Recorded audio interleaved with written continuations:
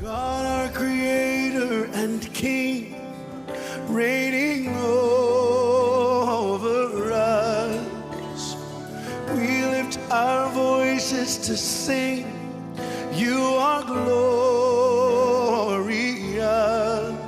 We adore you now. Let your love pour out on us. Saturate us.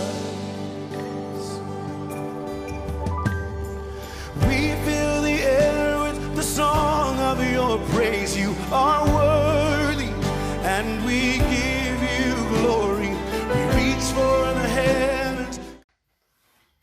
Shalom bien-aimés, shalom peuple de Dieu. Bienvenue à tout le monde pour notre programme de ce soir.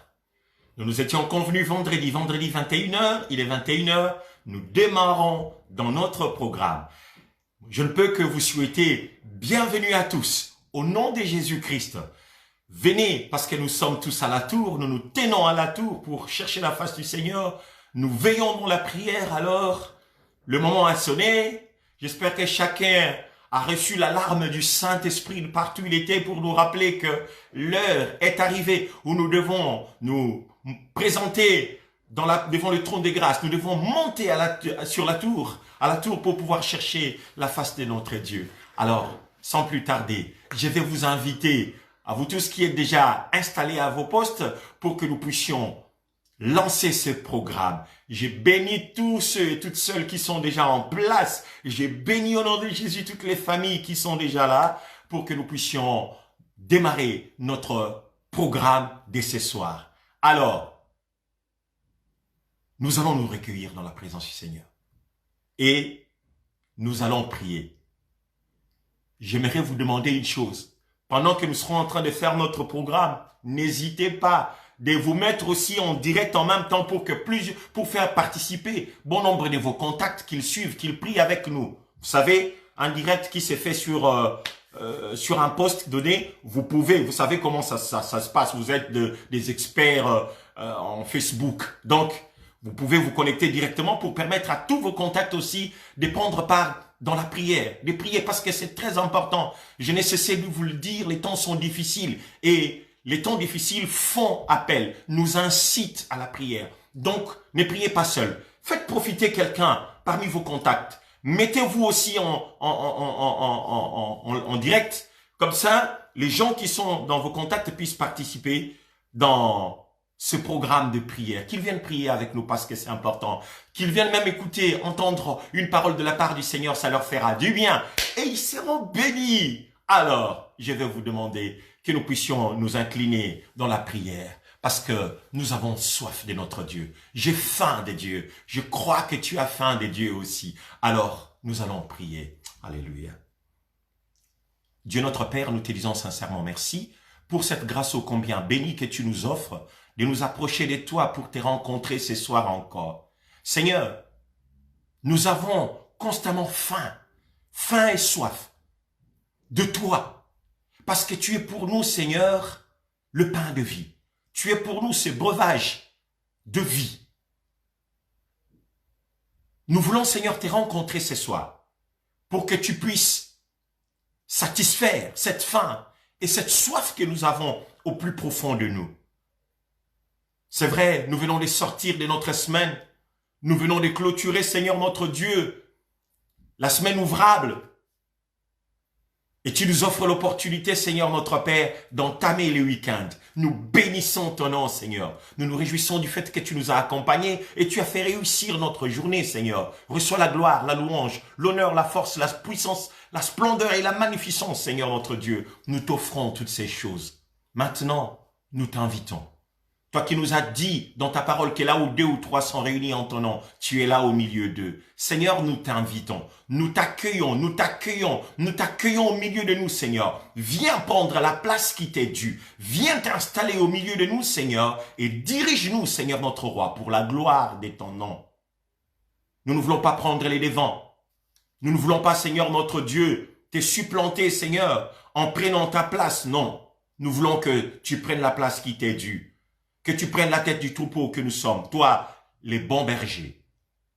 Dirige-nous, Seigneur, vers les eaux paisibles. Là-haut, tu vas étancher notre soif. Là où tu vas apaiser nos cœurs, nos âmes, nos vies. Fais-nous du bien dans ta présence. Au nom de Jésus-Christ, notre Seigneur et Sauveur, nous avons prié. Amen. Amen. Alors, sans plus tarder, j'aimerais peut-être que nous puissions entrer dans la présence de notre Père avec un cantique, un vieux cantique.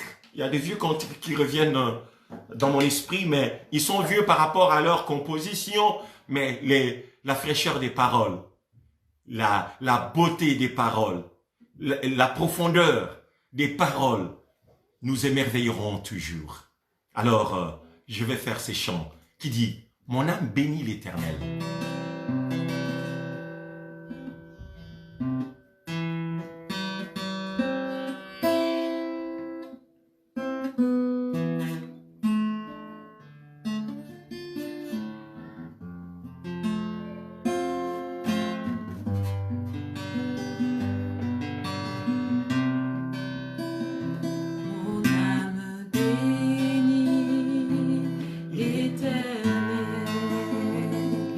Car il est digne de louange.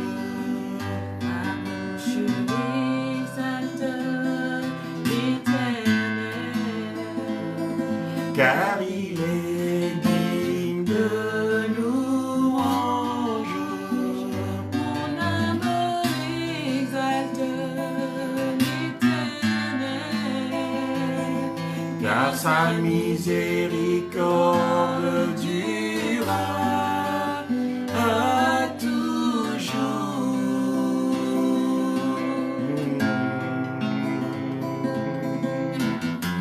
Nous allons reprendre, chanter avec nous. Mon âme bénit l'Éternel.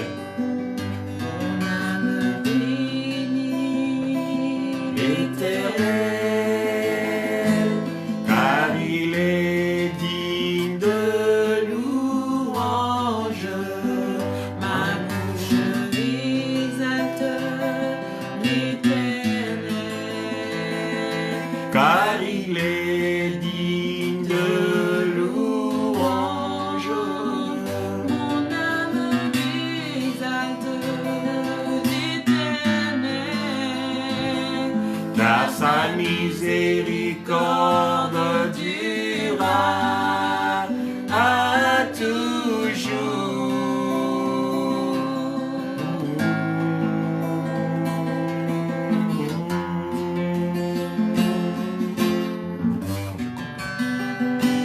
Quand je contemple les cieux, l'ouvrage de tes mains. quand je contemple les eaux, L'ouvrage de tes mains. quand je contemple Le le paysage, L'ouvrage de tes mains.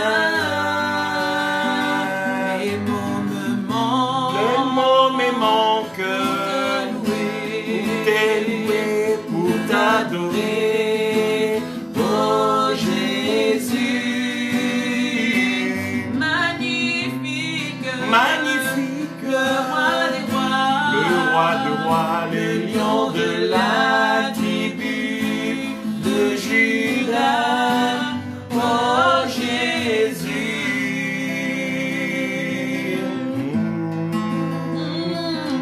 Jésus.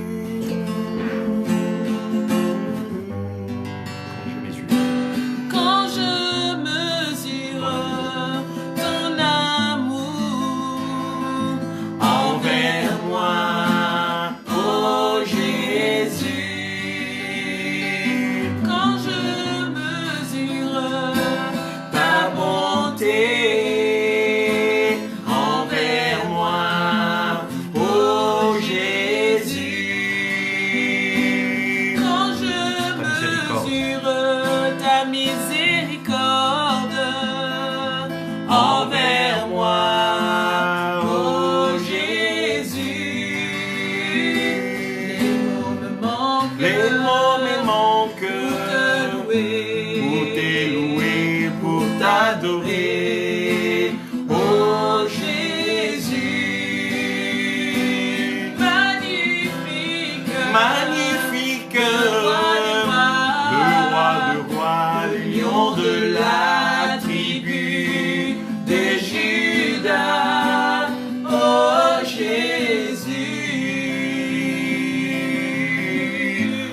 t'est bénie, Éternel. Mon âme t'est bénie, Dieu créateur du ciel et de la terre. Mon âme t'exalte, celui qui a parlé dans le vide et qui a ramené tout à l'existence. Ta puissance Envers moi, oh Jésus. quand je mesure ton salut Envers moi, oh Jésus, quand je mesure ta faveur envers moi, oh Jésus, quand je mesure ta guérison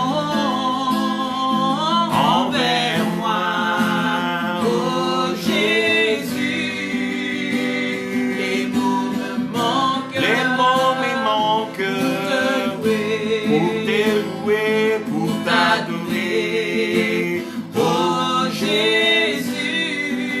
Jésus, magnifique, Magnifique, le roi des rois, le roi de rois, le lion de la tribu de Juda, oh Jésus. Quand je contemple les cieux, Seigneur notre Dieu, l'ouvrage de tes mains, je ne puis qu'être émerveillé, Seigneur notre roi. Voir les firmaments, Seigneur, que tu as étendus, combien tu les as déployés par ta puissance. Et ils ne sont soutenus, Seigneur, par aucune colonne. Ils ne sont portés par aucun pilier, Seigneur notre Dieu. Aucun béton, Seigneur notre roi, ne suspend les cieux que tu as créés, roi des cieux. Quand je mesure Alléluia. ton C'est l'ouvrage de tes mains, Seigneur notre roi. salut, C'est l'ouvrage de tes mains, Seigneur notre Dieu. J'ai béni ton Saint-Nom, mon Seigneur et mon Maître. Je t'offre, Seigneur, l'adoration de mon cœur, Seigneur notre Dieu. Alléluia. Tu es tellement bon.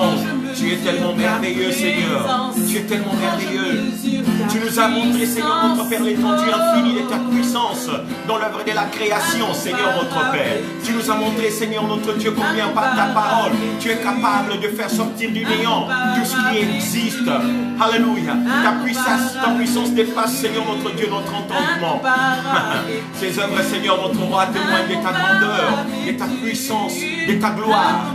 Alléluia. Nous t'aimons, Seigneur notre Dieu. Nous bénissons ton nom, Seigneur notre Dieu. Nous ne pouvons mesurer l'étendue de ton amour infini, cet amour incommensurable. Nous ne sommes pas capables, Seigneur notre Dieu, de quantifier la hauteur, de mesurer la hauteur, la profondeur, la longueur, la largeur, Seigneur notre Père, de cet amour. Et nous venons t'adorer, roi des cieux. Nous venons t'offrir, Seigneur notre Dieu, l'expression de nos cœurs reconnaissants, Seigneur. Parce que face aux dimensions de ton amour, nous sommes perdus. Face aux dimensions de ton amour, Seigneur, nous sommes perdus. Alléluia. Nous voyons l'immensité de ta grandeur, roi des cieux.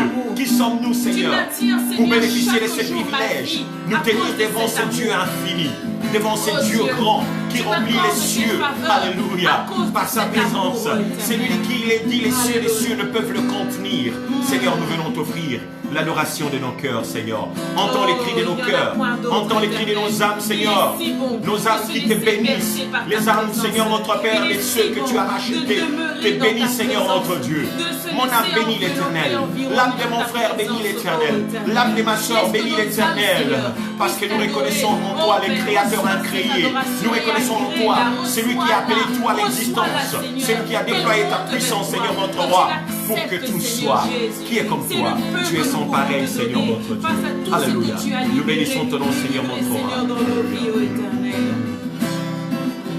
What do the Lord, but before time began, You were on your throne, you are God alone. And right now, through the good times and bad, you were on your throne. You are God, you are God alone, you are God alone. from before time Began, you were on your throne, you are God alone.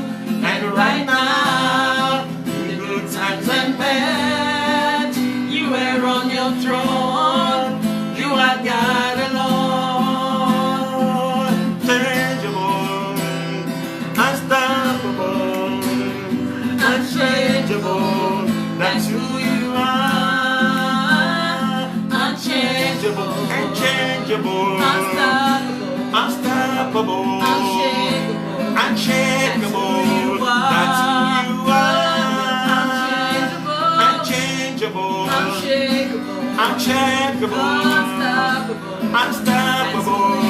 That you are God alone. From before time began, you were on your throne. You are God alone. And right now, in the good times and bad, you were on your throne. You are God alone.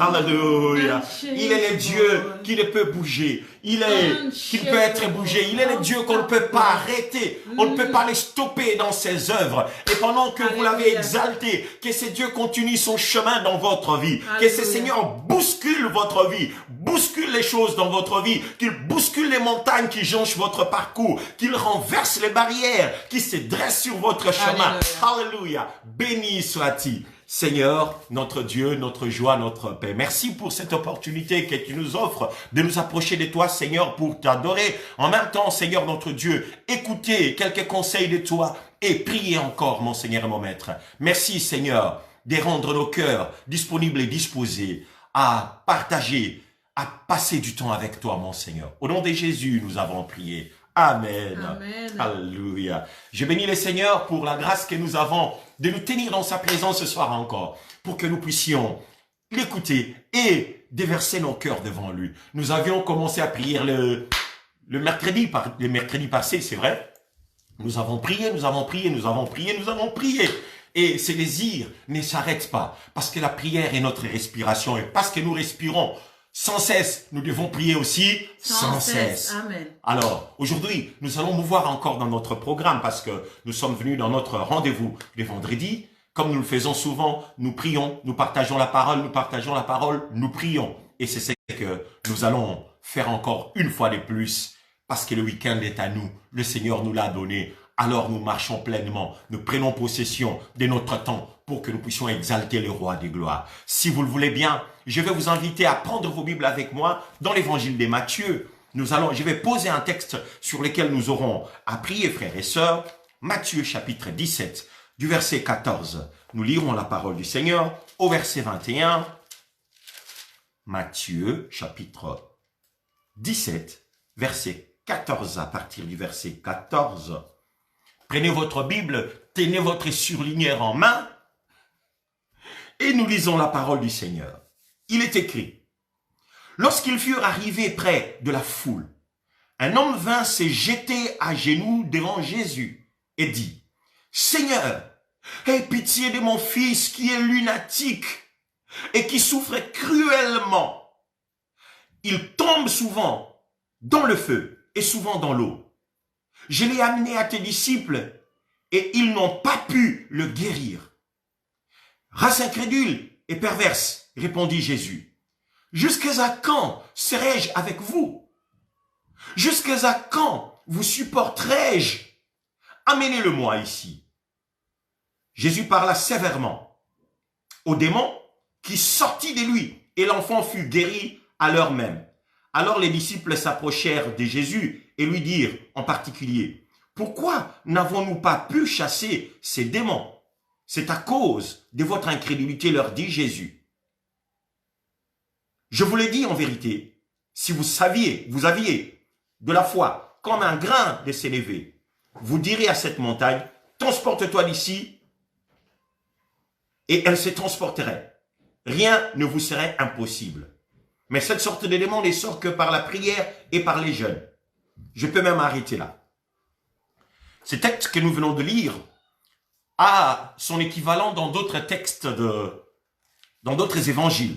Je vais prendre un évangile dans Marc chapitre 9, si vous m'autorisez. Dans Marc chapitre 9, je lis la parole du Seigneur. Excusez-moi, je vais toujours tourner ma Bible avec des feuilles qui sont toujours collées.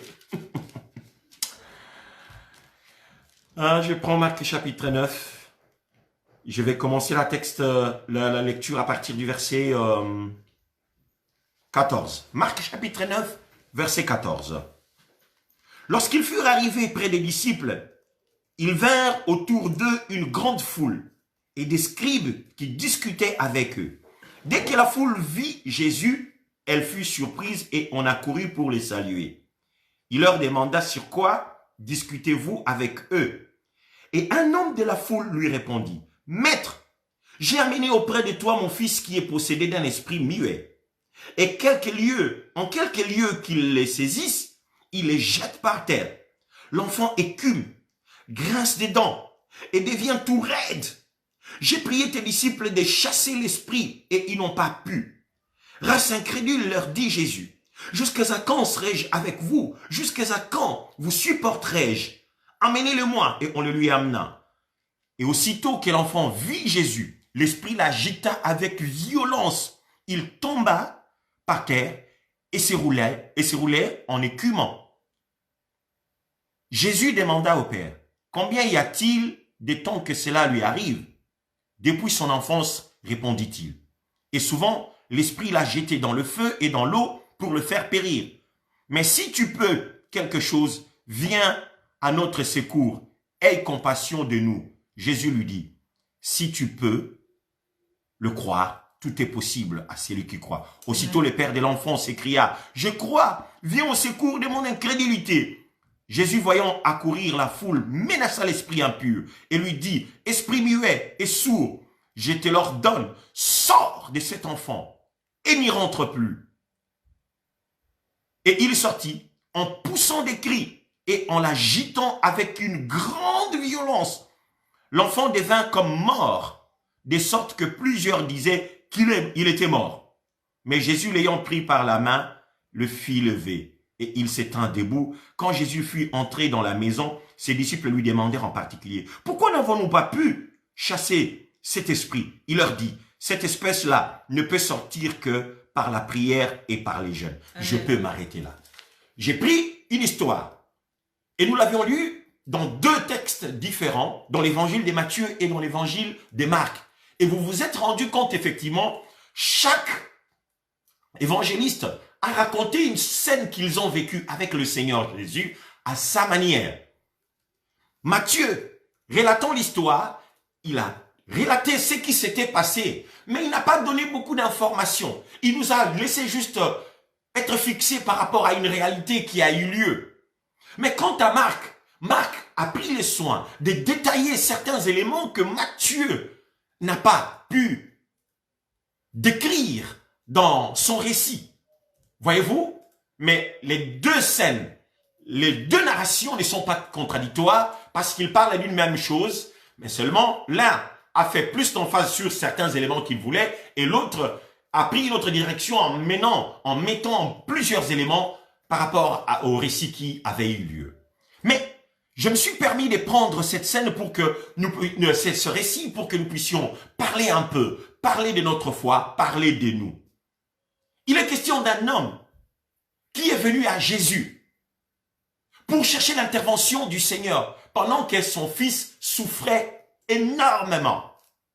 Il y a quelque chose qui m'étonne dans cette histoire. On nous raconte qu'un homme vient à Jésus et il vient se jeter aux pieds du Seigneur alors que Christ était en pleine discussion avec ses disciples qui étaient en train de parler avec les scribes et les pharisiens qui étaient là. Ils étaient en train d'échanger sur certains sujets. Ils s'approchent pour s'en acquérir. Et dans cette mêlée, dans cette foule, il y a un homme qui surgit pour interrompre tout ce que les scribes et les disciples de Jésus partageaient, leur débat théologique, leur discussion sur la Torah. Lui, il s'en foutait. Ce qui le préoccupait, c'était les souffrances d'un père. Nous voyons cet homme qui accourt selon les descriptions de Matthieu au chapitre 17 quand il nous dit un homme vint et il se jeta à genoux aux pieds du Seigneur Jésus. Cet homme, ce fut un père qui avait un enfant. Curieusement, on nous parle de l'histoire d'un père et d'un fils, mais nous ne voyons pas la mère. Je crois, s'il y a eu silence, c'est peut-être à cause de quelque chose. Les évangélistes ont tué le nom. La présence de la mère, ils ont tué le nom même de la mère. Parce qu'on ne nous a même pas cité le nom du papa. On n'a même pas cité le nom du fils, mais on nous a relaté une histoire. Mais nous voyons simplement que la mère n'est pas là. Je crois, vu les souffrances que le papa décrit ici, la maman aussi était impactée. Je crois que si on n'a pas mentionné la maman ici, c'est peut-être parce que ce sont les mamans qui sont souvent plus proches des enfants quand ils sont malades. Hein. Mais curieusement, elle n'est pas ici. On ne fait pas mention d'elle. Et je crois qu'elle était tellement dérangée. Elle a tellement souffert pour l'histoire de son fils qu'elle était épuisée. Elle était épuisée. Peut-être elle n'a pas eu la force ni le courage de venir parce qu'ils ont eu le temps de pouvoir se démener. Ils ont fait des montées, des descentes, des va-et-vient, des allers et les retours. Parce qu'avant de venir à Jésus, je crois sincèrement qu'ils étaient partis voir d'autres personnes. Peut-être ils avaient rencontré des médecins de leur temps.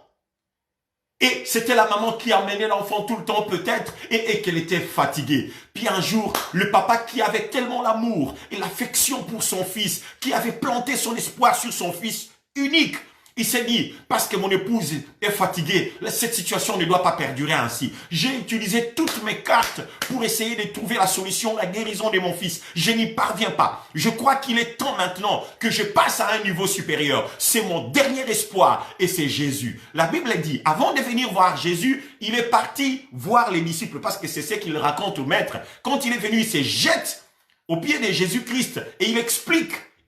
Il présente d'abord sa douleur, sa requête au Seigneur en disant, je viens parce que mon fils est sérieusement souffrant. Il a une douleur énorme.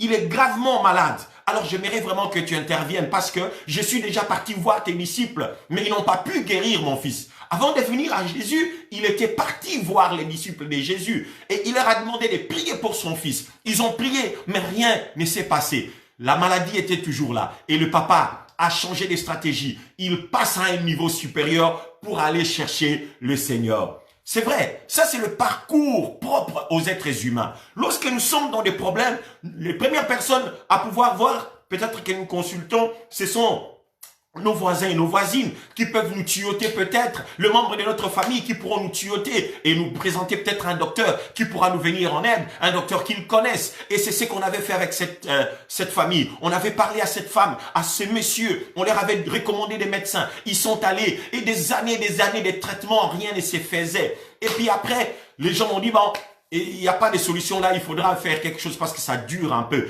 Le papa, voyant que son fils était en train de souffrir, il s'est résolu d'aller voir les disciples de Jésus. Il passe à un niveau supérieur. Et quand il est allé vers Jésus, les disciples de Christ et qu'il n'était pas capable de guérir son fils, il a changé de stratégie. Remarquez la persévérance de cet homme, frères et sœurs. Nous devons être animés de la persévérance lorsque nous faisons face à des combats qui nous dépassent. Ce papa faisait face à une situation qui dépassait sa force, qui dépassait son énergie, qui dépassait sa connaissance, qui allait même au-delà de ses capacités financières, ses moyens financiers qu'il avait. À chaque fois, quand il était confronté à cette situation et qu'il voyait qu'il n'y avait pas d'issue, il changeait de stratégie, il n'arrêtait pas, il ne croisait pas les bras, il préférait passer à un stade supérieur. Alléluia. Amen.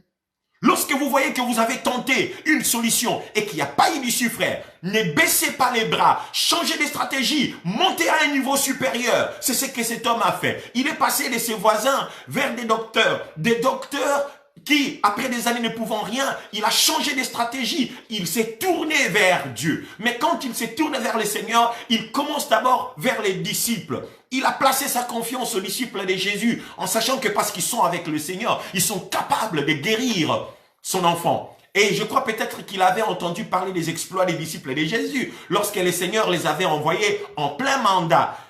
Pendant qu'ils étaient en train de faire leur stage, Jésus les avait mandatés en disant qu'ils aillent guérir les malades, qu'ils aillent ressusciter des morts. Il avait appris peut-être des nouvelles là-dessus. Alors il a fait confiance en ses disciples en disant ils sont capables de guérir son fils.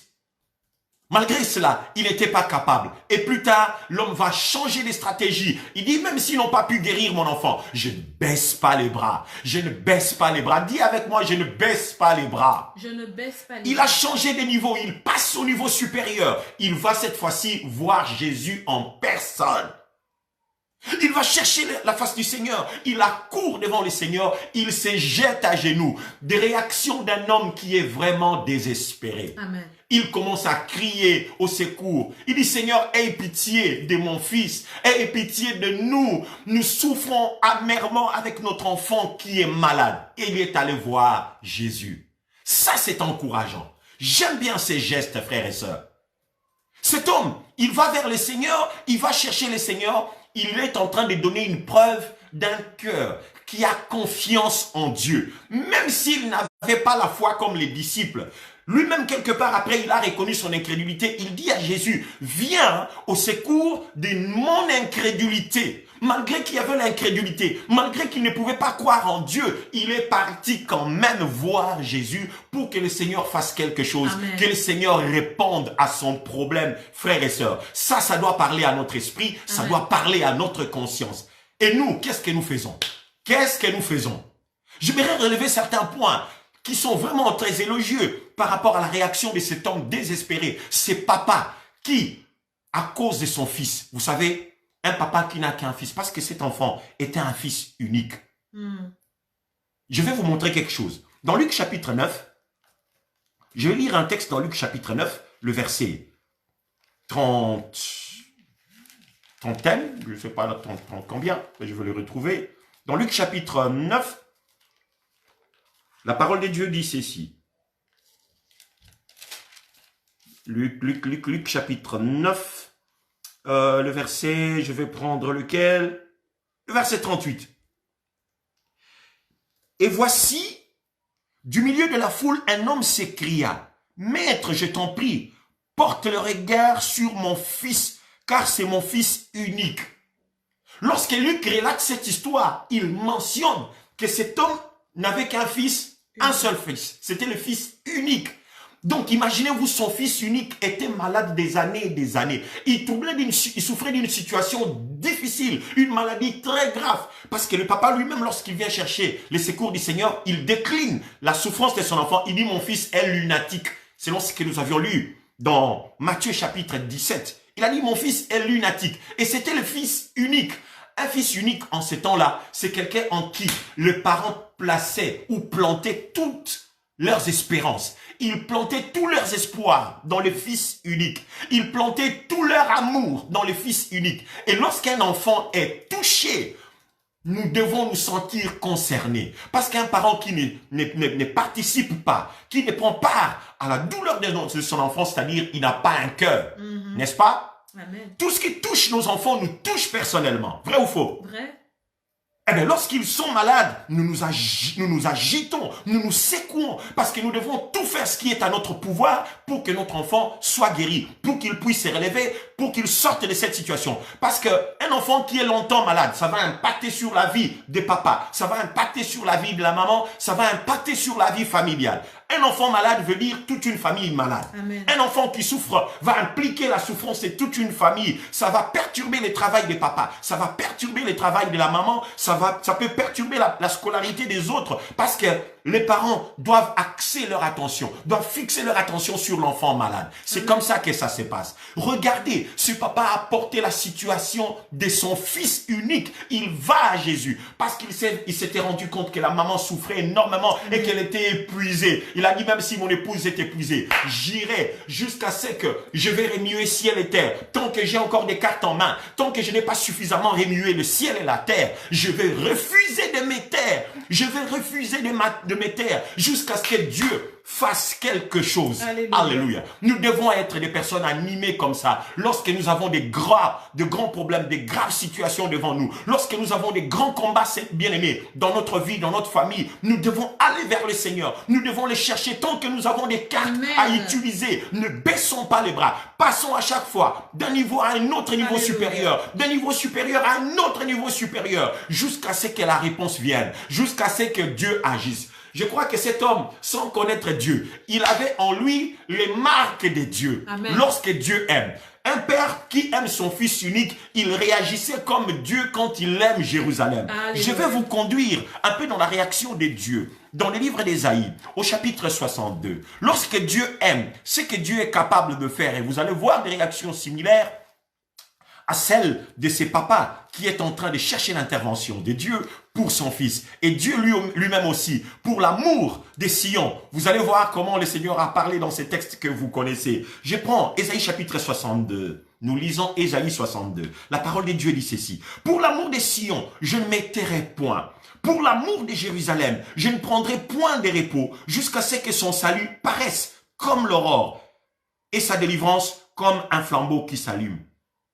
Pour l'amour des Sion, je ne m'étairai point. Pour l'amour de Jérusalem, je ne prendrai point de repos. Dieu, quand il aime, quand il nous aime, Dieu, quand il aime quelqu'un, il a dit, il est capable de s'agiter jusqu'à ce que la solution vienne. Il dit, pour l'amour des Sion, je ne m'étairai point.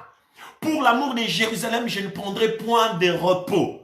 Et c'est ce que ce papa a fait sans le savoir.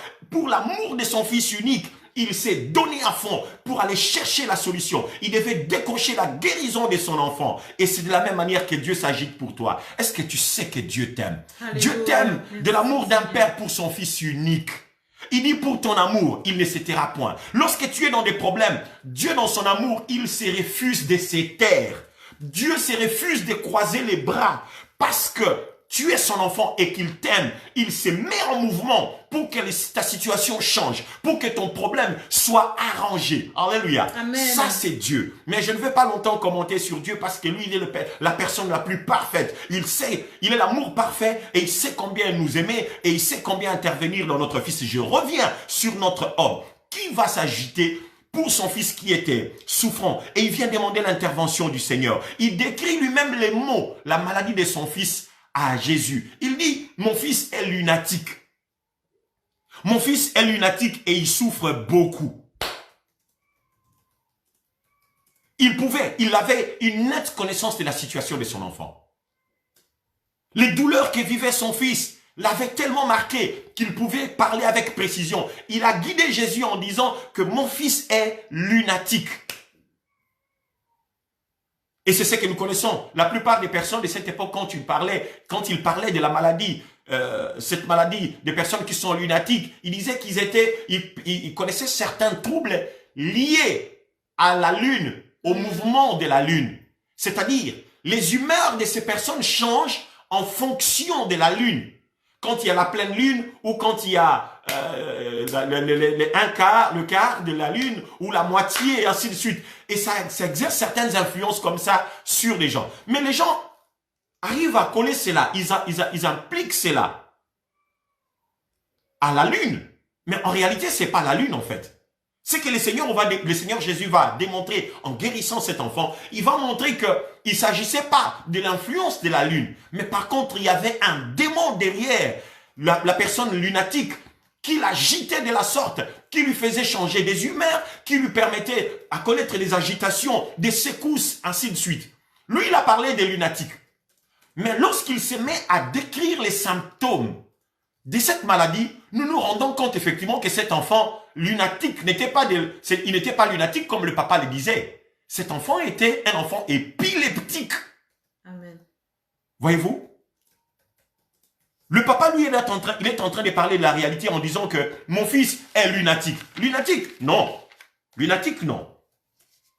Parce que tous les symptômes qu'il a donnés lorsque nous avions lu dans Marc chapitre 9, nous avons vu des symptômes que le papa a décrits. Il a dit qu'il tombe souvent évanoui, il y a perte de connaissance. Il dit, et quand il perd connaissance, il tombe, soit dans le feu, soit dans l'eau. Et il s'agite violemment. Ce sont des convulsions. Et tous les symptômes qu'il va donner, en disant qu'il grinçait les dents, il criait, ça n'a rien de lunatique. Il y a des symptômes des lunatiques, Amen. mais c'était plus que d'être lunatique. Cet enfant était épileptique. Il perdait conscience, il s'évanouissait, il tombait. J'aimerais parler de toutes ces choses et puis m'atteler un peu sur cet élément, cet enfant qui perdait connaissance. Raison pour laquelle j'aimerais partager avec vous ce soir sur l'évanouissement dans la prière. Amen. Ou l'épilepsie spirituelle, l'évanouissement dans la prière. Cet enfant perdait connaissance. Et quand il perdait connaissance, il peut tomber dans l'eau, il peut tomber dans le feu. Donc, il pouvait mourir. Et vous avez déjà rencontré des personnes qui sont épileptiques. Quand ils tombent, quand ils font la crise. leurs muscles raidissent, le cou raidit, leur corps, il y a une contraction musculaire, ils deviennent comme des morts. Et vous vous êtes rendu compte lorsque nous avions lu dans Marc chapitre 9, l'histoire nous a révélé effectivement, quand il tombait inconscient, quand il perdait la connaissance, il était comme un mort. D'abord, les démons le faisaient tomber, il agitait violemment, il poussait des cris, il hurlait. Et puis, il devenait comme mort, parce que ce sont des symptômes qui attestent effectivement des crises épileptiques. Amen. L'épilepsie, en fait, c'est une maladie qui est neurologique, qui provoque des crises. Et ces crises peuvent être partielles, elles peuvent aussi être généralisées. Lorsque les crises de l'épilepsie sont partielles, c'est-à-dire ça touche juste une partie du cerveau, on parle des crises partielles. Et lorsque les crises touchent l'entièreté du cerveau de la personne, là on parle des crises généralisées. Dans le cadre de la crise partielle ou généralisée, il y a toujours des différents niveaux. Il y a différents niveaux parce qu'il peut y avoir perte de connaissance, mais sans manifestation physique spectaculaire. Il y a des personnes, quand ils font des crises d'épilepsie, ils perdent la connaissance et puis c'est accompagné avec des manifestations spectaculaires. Vous voyez la personne qui a les yeux grands ouverts, avec la bouche ouverte ou peut-être la langue dehors. Vous croyez qu'il est conscient. Or, la personne n'est pas consciente. Elle est inconsciente. Ses yeux sont ouverts, mais il ne voit pas. Il est inconscient en ce moment-là. Sa bouche est ouverte. Vous croyez que la personne est consciente, mais elle n'est pas consciente. Elle est inconsciente. Et c'est ce qui arrive. Donc, tous les symptômes que le papa était en train de nommer à Jésus, de citer à Christ, c'était des symptômes qui attestaient que son fils était épileptique. Et lorsque Matthieu a parlé, il a posé le mot lunatique. Dans d'autres textes, Marc a restitué le terme approprié. Il a dit épileptique. Parce qu'il s'agit vraiment de l'épilepsie en tenant compte, en regardant chaque symptôme que le papa était en train de décrire à Jésus. C'était un enfant qui était épileptique. Je ferme un peu cette parenthèse parce que je vais revenir. Je reviens sur le papa. Le papa, qu'est-ce qu'il fait? Avant de venir voir Jésus, il va voir les disciples. Cet homme a manifesté une attitude élogieuse, la foi. Il a cru aux disciples de Jésus. Il est parti voir les disciples de Jésus. Il a cru qu'ils sont capables de résoudre le problème de son fils. Parce qu'il n'avait pas eu encore le courage d'aller rencontrer les maîtres. Il est parti voir les disciples.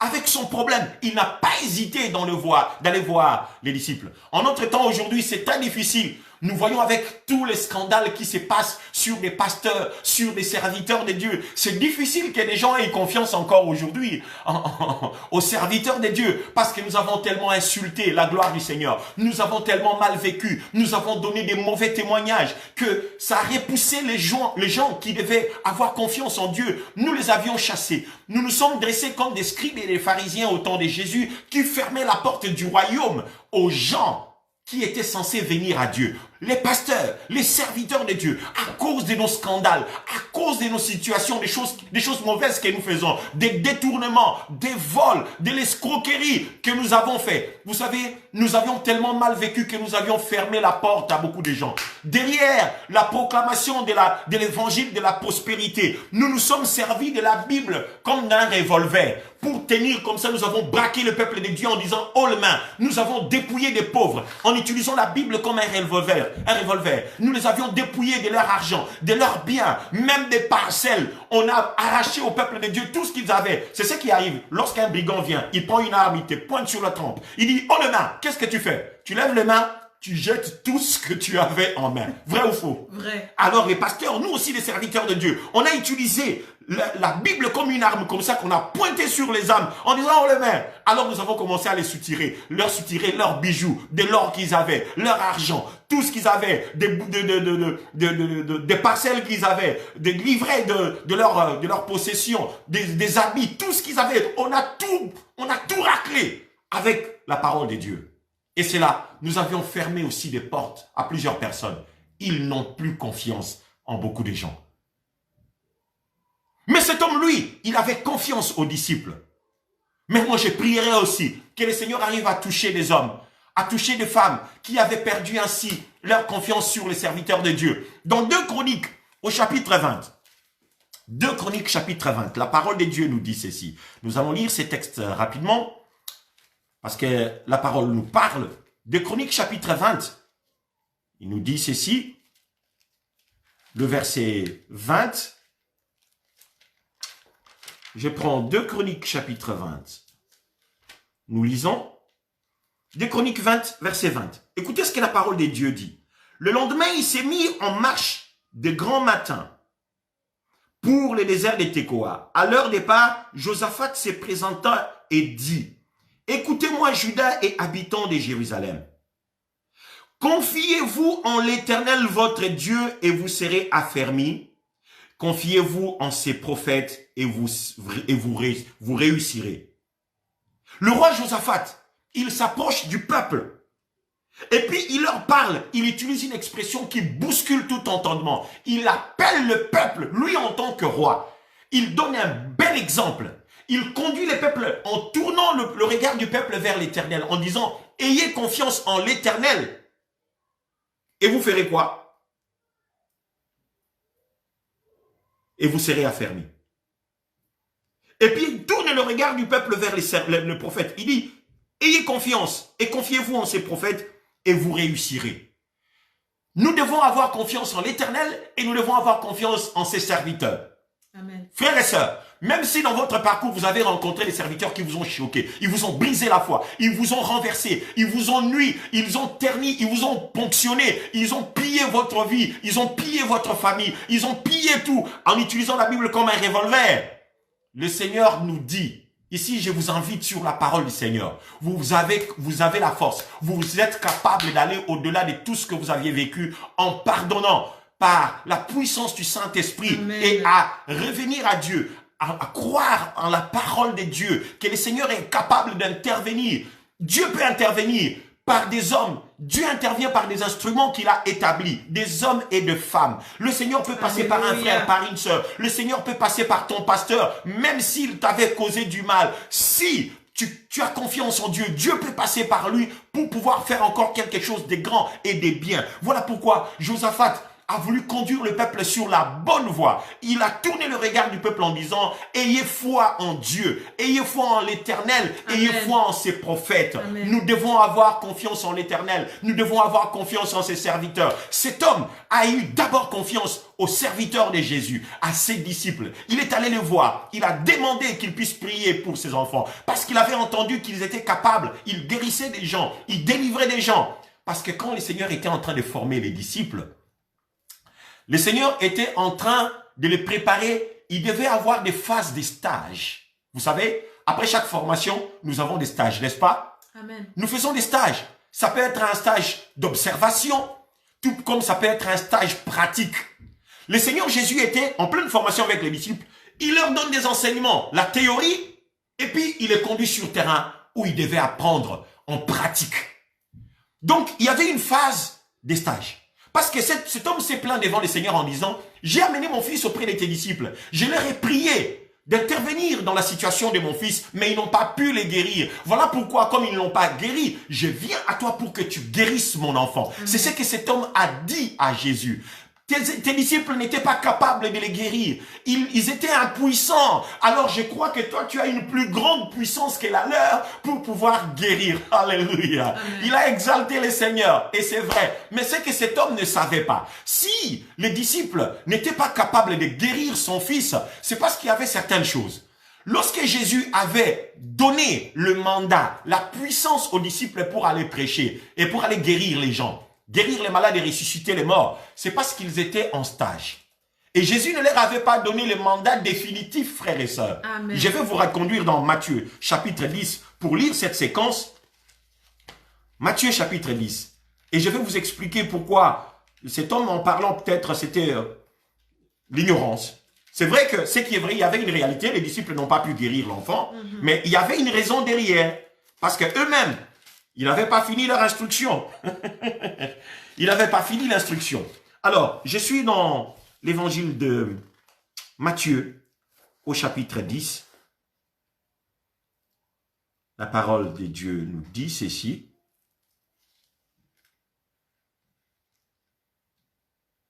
Au verset 8. Le royaume des cieux est proche. Guérissez les malades, ressuscitez les morts, purifiez les lépreux, chassez les démons.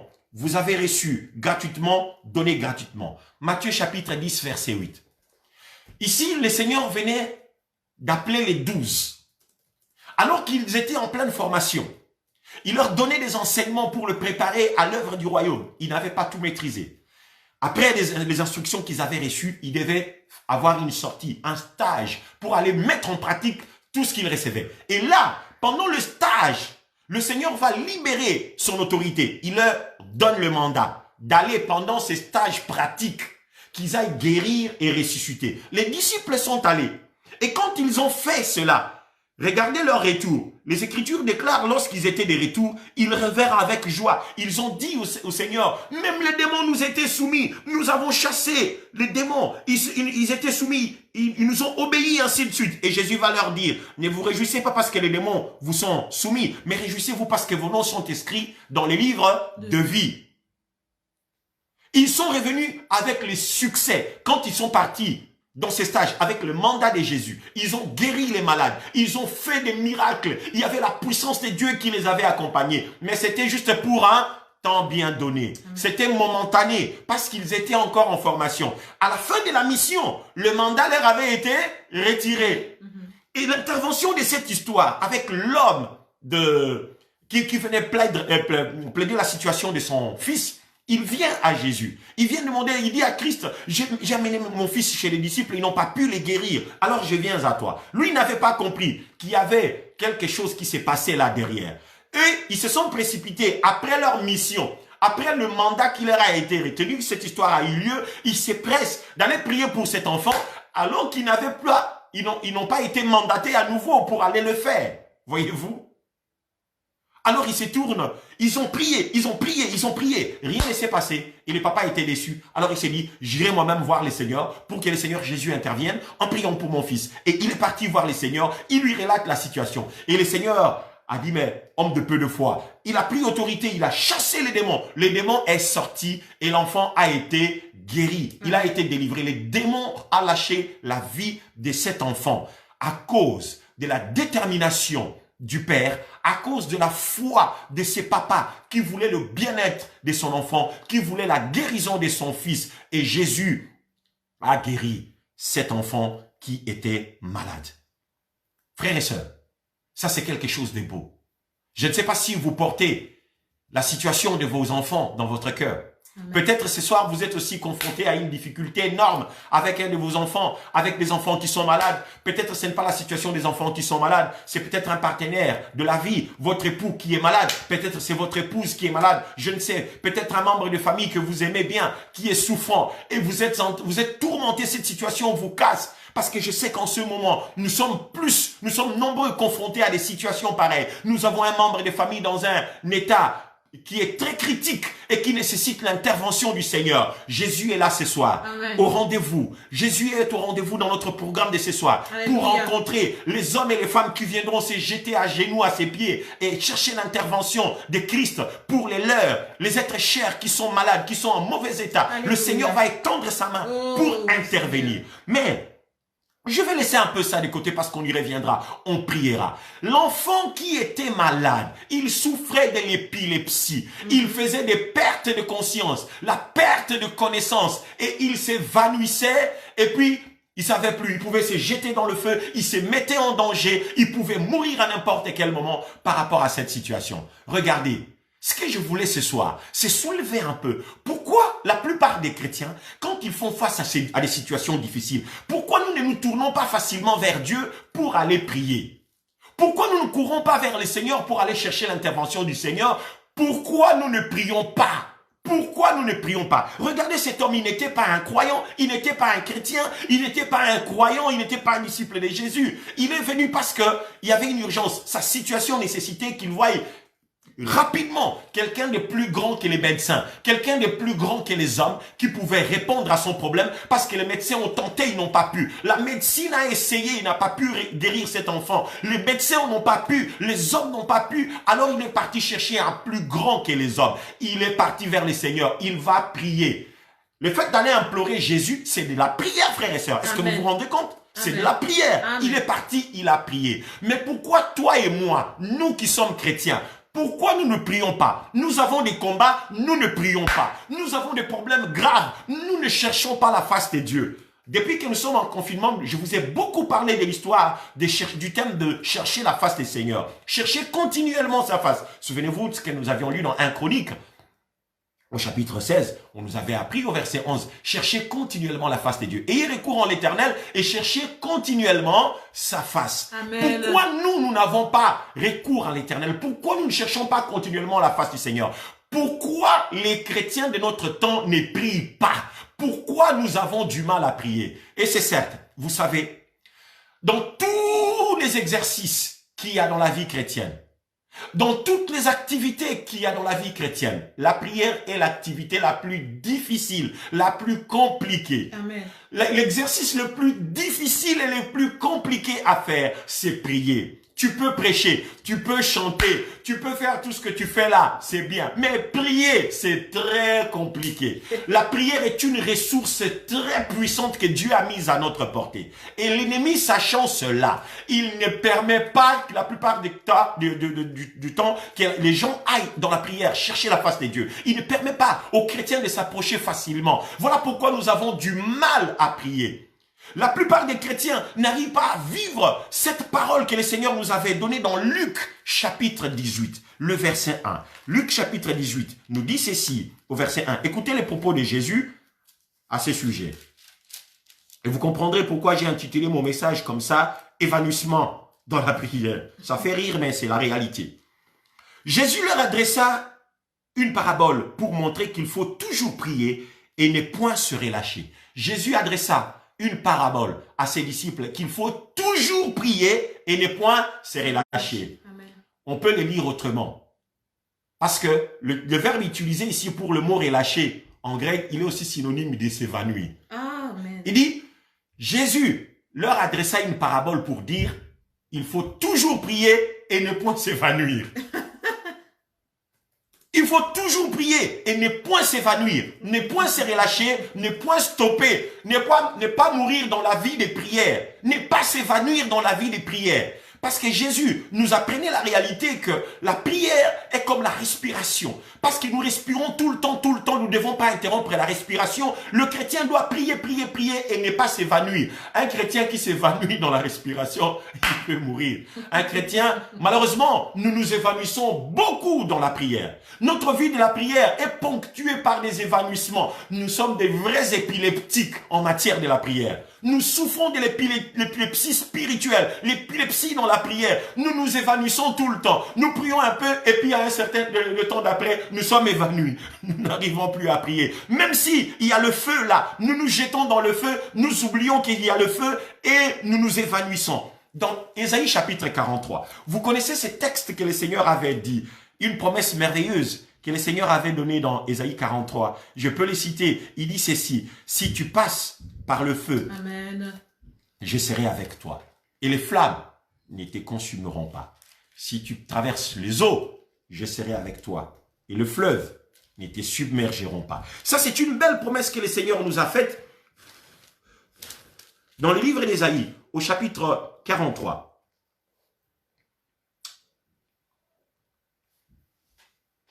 Alors il dit au verset 2, si tu traverses les eaux, je serai avec toi. Et le fleuve, ils ne te submergeront point. Si tu marches dans le feu, tu ne te brûleras point. Et la flamme ne t'embrasera pas. C'est-à-dire, dans les épreuves, cet homme dans les épreuves, il est parti voir Jésus. Mais nous, lorsque nous sommes dans les épreuves, au lieu d'aller continuer à chercher le Seigneur dans la prière, nous nous évanouissons. Et nous tombons dans notre feu dans lequel nous étions en train de traverser. Nous tombons évanouis dans le feu. Qu'est-ce que le feu va faire? Le feu va nous brûler.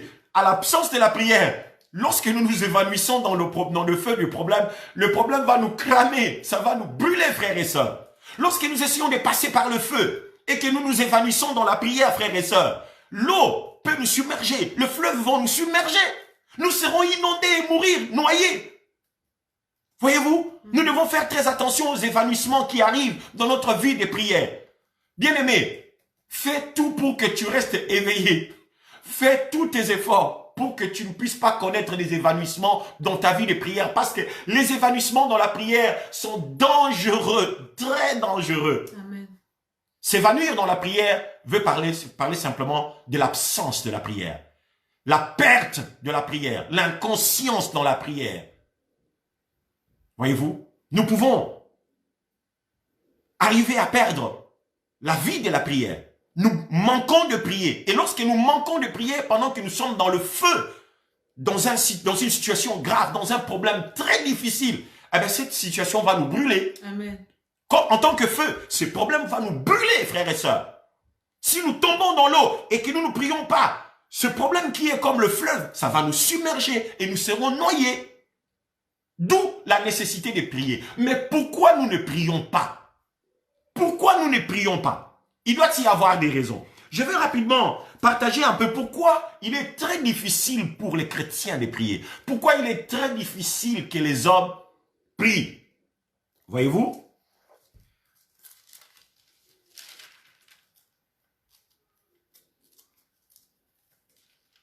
Je retourne dans notre histoire dans Matthieu chapitre 17.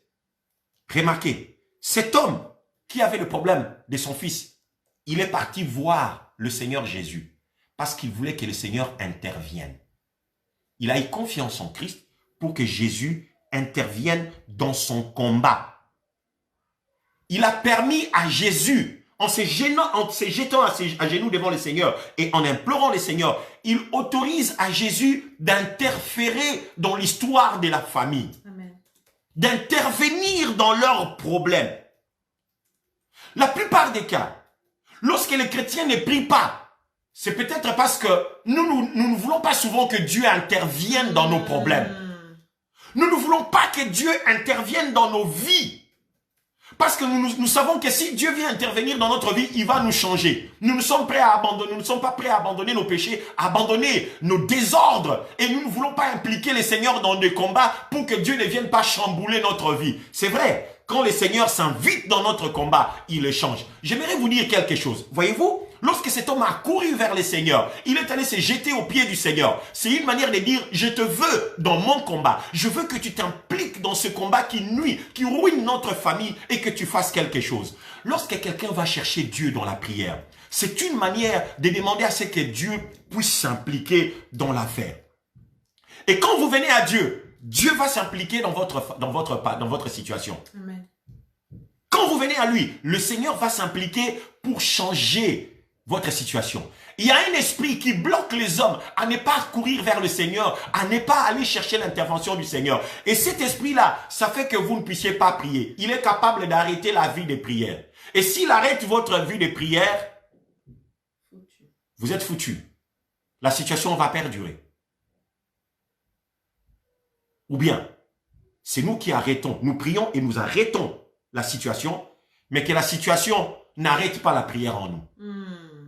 Si vous n'arrêtez pas la situation dans la prière, c'est la situation qui arrêtera votre prière.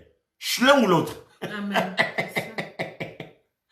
Vous comprenez, frères et sœurs? Si vous ne priez pas pour arrêter la situation, c'est la situation qui arrêtera votre prière, qui va vous rendre évanoui. Il va vous perturber au point où vous n'arriverez pas à prier. Vous allez vous étourdir, avoir des vertiges et puis vous tomberez et il y aura la perte de la prière, l'absence dans la prière, l'inconscience dans la prière. Vous ne priez pas et la situation continue à prendre de l'ampleur. Les gens ont peur que Dieu intervienne dans leur situation. Et la peur que Dieu intervienne dans notre situation peut faire que la plupart des chrétiens ne prient pas. Nous devons changer cela, frères et sœurs. Nous devons changer cette situation. Nous devons faire que Dieu vienne et qu'il gère notre vie. Il faut que Dieu vienne gérer. C'est vrai que quand Dieu vient gérer, il bouscule un peu les choses selon lui. Il ne fait pas selon nous. Il bouscule les choses selon lui. Il change certaines situations. Il change les données parce qu'il est le souverain. Ça peut nous faire très mal, mais ce sera pour notre bien. Donc n'ayons pas peur. N'ayons pas peur. Évitez, arrêtez d'avoir peur d'impliquer Dieu dans votre situation. C'est notre Père. C'est notre Père. N'ayons pas peur. Cet homme est allé pour impliquer Dieu. Et le Seigneur s'est impliqué dans la situation. Il l'a résolu. Il a eu la victoire. C'est le bonheur de cet homme. C'est le bonheur de son fils. C'est le bonheur de toute la famille. du fait que le Seigneur a délivré cet enfant. Alléluia. Et au-delà de ça, les chrétiens ont du mal à prier aussi parce que ils ont perdu leur premier amour. Vous vous souvenez, quand nous avions lu dans Apocalypse chapitre 2, le Seigneur était en train de répondre l'église. L'église de Smyrne, je crois. Il lui a dit, tu as oublié ton premier amour. Il faudra revenir au premier amour. Si tu ne le fais pas, je viendrai à toi et j'arracherai le chandelier de la place. Souviens-toi de là où tu es tombé et repens-toi.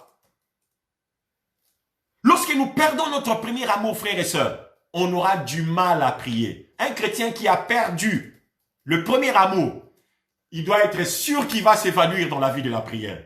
Sans le premier amour, on va s'évanouir dans la prière. Lorsque vous voyez quelqu'un qui est évanoui dans la prière, il faudra chercher les symptômes, la cause, pardon. Il faut chercher la cause. La cause de cette perte, de cet évanouissement dans la prière, c'est parce que la personne a perdu le premier amour. Il n'a plus la ferveur d'antan. Il n'a plus le feu d'avant. Il n'arrive plus à prier. Et lorsqu'on perd le premier amour, c'est-à-dire nous perdons la joie de la présence de Dieu, nous perdons la joie, la réjouissance que nous avons de la présence de Dieu. Vous souvenez-vous, dans le livre des psaumes, je crois, au chapitre 16, le verset 11, il y a une belle parole que nous aimons bien citer dans nos cultes.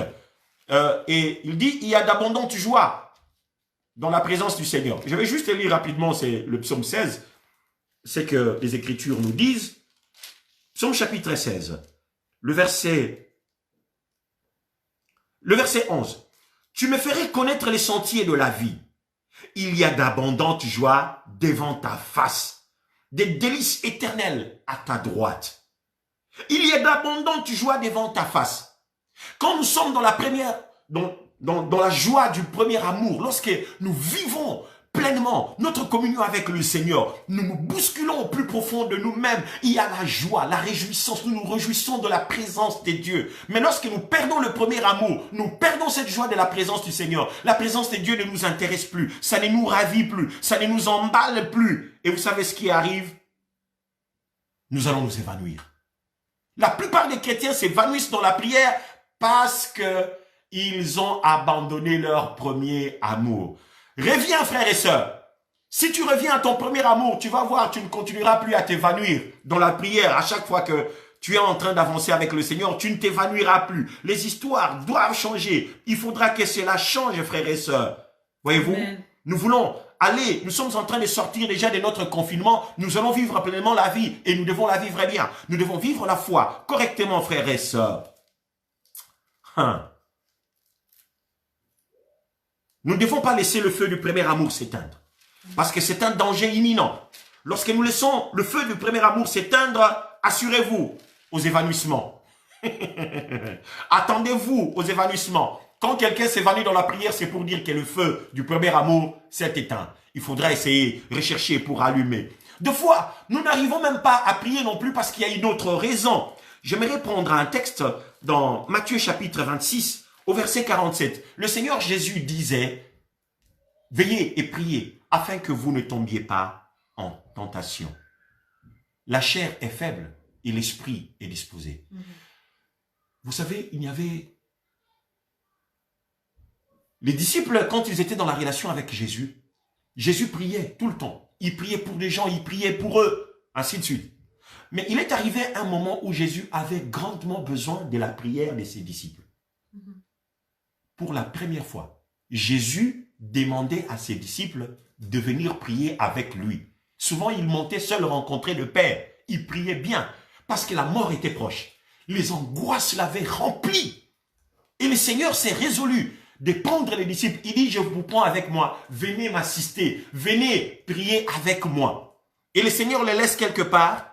Et lui, il avance à la longueur d'une pierre, lancée d'une pierre. Il va un peu plus loin pour prier. Il les a laissés. Il dit, priez avec moi. Ils ont commencé à prier. Ils se sont endormis. Jésus finit. Il revient. Il trouve tous les disciples évanouis. Évanouis dans la prière. Et puis le Seigneur le regarde. Il le réveille. Il dit, oh, vous n'avez même pas pu veiller, prier 1 heure avec moi. Vous vous êtes évanouis. Il les a réveillés. Et puis ils se sont levés. Ils ont commencé à prier. Le Seigneur s'en va. Et puis il revient, il les trouve encore endormis. Il dit, l'esprit est bien disposé, mais la chair est faible. Ça, c'est la raison. Nous avons du mal à prier parce que notre chair est faible.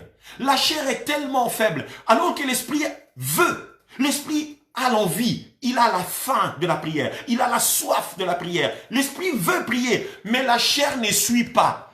Vous savez que dans la Bible, lorsque le Saint-Esprit nous parle par la bouche de l'apôtre Paul, dans le livre des Galates, au chapitre 5, il nous apprend que la chair s'oppose au désir de l'esprit, n'est-ce pas? Amen. Dans Galates chapitre 5, verset 17, rappelez-vous, le Seigneur a dit, la chair s'oppose au désir de l'esprit.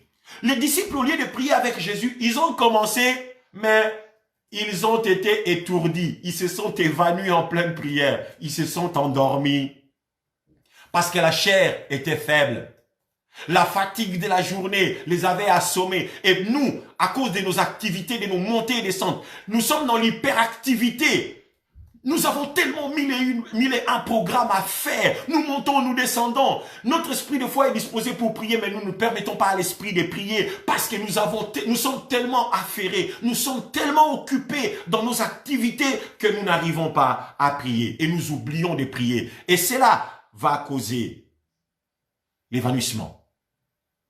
La chair en activité en nous peut causer l'évanouissement. Et si vous voyez un frère ou une sœur qui est tombé dans l'évanouissement dans la prière, c'est dû à la chair qui est en activité. La chair est en activité. La chair a des désirs contraires à ceux de l'esprit. Ils sont opposés entre eux afin que vous ne fassiez pas ce que vous voulez. C'est ce que le Saint-Esprit disait par la bouche de l'apôtre Paul. Et c'est ce qui nous arrive. Lorsque la chair est en activité, nous aurons du mal à pouvoir prier correctement. Nous devons prier le Seigneur pour que Dieu nous aide à pouvoir améliorer cela, frères et sœurs. Et il y a encore une autre raison par rapport à tout ça. Pourquoi nous arrivons à nous évanouir dans la prière? Lorsque nous nous évanouissons dans la prière, en regardant le psaume 37, le verset 4 et 5, vous connaissez ce verset-là que vous réclamez tout le temps, parce que les chrétiens aiment bien ça. Il a dit... Fais de l'Éternel tes délices et il te donnera ce que ton cœur désire. Fais de l'Éternel tes délices. Lorsque nous ne faisons pas de l'Éternel nos délices, prier va être une croix. Amen. Si nous ne faisons pas de Dieu nos délices, si nous ne faisons pas de l'Éternel nos délices, bien aimés, nous aurons à nous évanouir. Quelqu'un qui ne fait pas de l'Éternel ses délices s'évanouira dans sa vie de prière. Si tu vois que tu t'évanouis tout le temps dans ta vie de prière, l'épilepsie spirituelle là qui te fait évanouir, c'est parce que en toi, tu n'as pas fait de l'Éternel tes délices. Quelqu'un qui a fait de l'Éternel ses délices, il a fait de Dieu sa priorité. Il prend plaisir à la présence de Dieu. Il court. Quand il y a un problème, il va d'abord chercher Dieu. D'abord Dieu. Il ne va pas commencer par d'autres solutions. Même si son enfant est malade, comment? Même s'il y a quelqu'un qui a le Covid à la maison, avant qu'il aille voir les médecins, il prie d'abord. Il cherche Dieu. Put God first. Mettez Dieu en premier, frères et sœurs. Mettez le Seigneur en premier lieu. Mettez Dieu d'abord. Impliquez le Seigneur d'abord. Parce que vous lui faites confiance.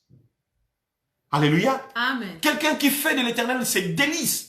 Il cherchera d'abord Dieu avant d'aller chez qui que ce soit. Il ira d'abord voir le Seigneur. Il ira d'abord rencontrer le Seigneur. Alors, si nous sommes en train de nous évanouir dans notre vie de prière, c'est parce que nous ne faisons pas de l'Éternel nos délices. Faire de l'Éternel ses délices pour que Dieu nous donne ce que nos cœurs désirent. Amen. Cela veut dire que nous devons chercher à plaire à Dieu. Nous devons vivre de manière à plaire à Dieu en tout. Nous devons avoir la crainte de Dieu. Cela implique avoir la crainte de Dieu. Nous devons avoir un respect révérentiel de la personne de Dieu. Nous devons fuir le mal. Nous devons fuir le péché. Nous devons nous séparer du péché. Nous ne pouvons pas dire que nous faisons de l'Éternel nos délices pendant que nous sommes attachés au mal. Nous sommes attachés au péché. Non, là nous ne faisons pas de l'Éternel des délices. Nous faisons de l'Éternel nos délices lorsque nous savons nous repentir de nos péchés. Lorsque nous revenons à nous, en reconnaissant nos fautes, nous faisons de l'Éternel nos délices. Quelqu'un qui est humble, quelqu'un qui s'est fait petit, qui s'humilie devant le Seigneur, qui reconnaît sa pauvreté de l'esprit. Jésus disait, heureux le pauvre en esprit. Amen. Quelqu'un qui reconnaît sa pauvreté de l'esprit, cette personne-là, il fait de l'Éternel ses délices.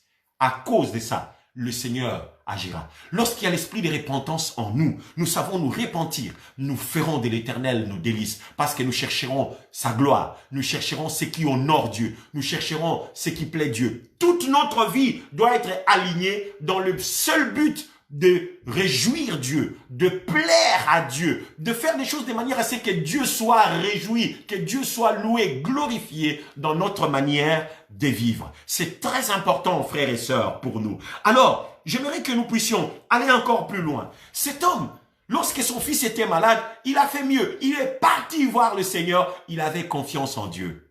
Lorsque nous arrivons à nous évanouir dans la prière, c'est pour montrer qu'il arrive que beaucoup de chrétiens ne font pas confiance en Dieu. Ils ne croient pas en Dieu.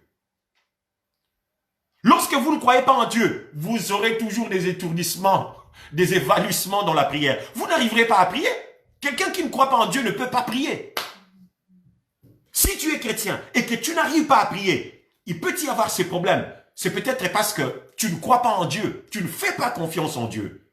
Ce texte que vous connaissez dans Hébreux chapitre 11, le verset 6 nous a dit, « Or, sans la foi, il est impossible de lui plaire, d'être agréable à Dieu. » Il est impossible sans la foi d'être agréable à Dieu. Et le verset continue, « Car il faut que celui qui s'approche de Dieu croie que Dieu existe et qu'il est le rémunérateur de ceux qui le cherchent. » Amen. Celui qui s'approche de Dieu doit croire que Dieu existe. Si un chrétien ne prie pas, cela veut dire qu'il croit que Dieu n'existe pas. Si un chrétien ne prie pas, il croit que Dieu n'est pas capable de répondre à son problème. Voyez-vous, nous blessons le cœur de Dieu lorsque nous ne venons pas à lui avec nos problèmes. Lorsque nous ne prions pas, nous faisons du mal au Seigneur parce que nous lui disons inconsciemment, nous croyons que tu n'es pas capable pour agir. Nous ne te faisons pas confiance.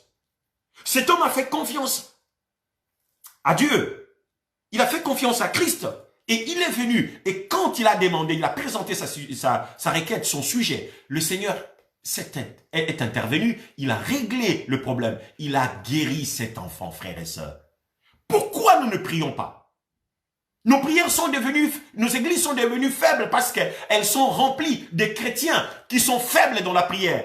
Nos églises sont devenues épileptiques parce que les chrétiens qui composent cette église sont tous épileptiques. Ils s'évanouissent dans la prière. Des chrétiens qui s'évanouissent dans la prière vont produire une église évanouissante aussi dans la prière. Vous comprenez? Nous avons des grandes églises avec des centaines de membres.